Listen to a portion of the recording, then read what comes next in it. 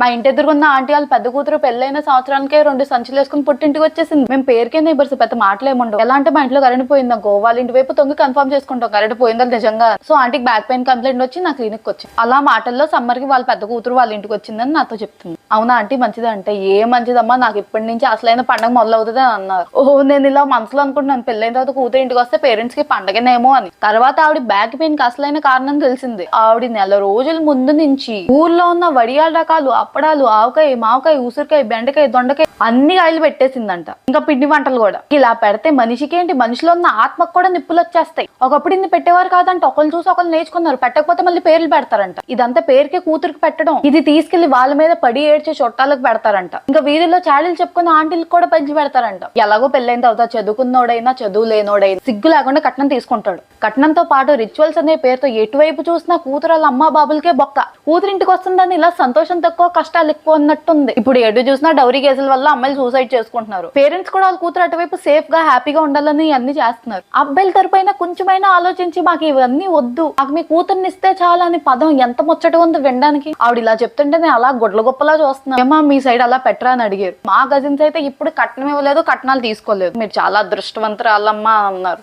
ఇంతే, నా కష్టాలు ఎక్కువ చెప్తే మీరు ఏడుస్తారు. మళ్ళీ కలుద్దాం వేరే వీడియోలో.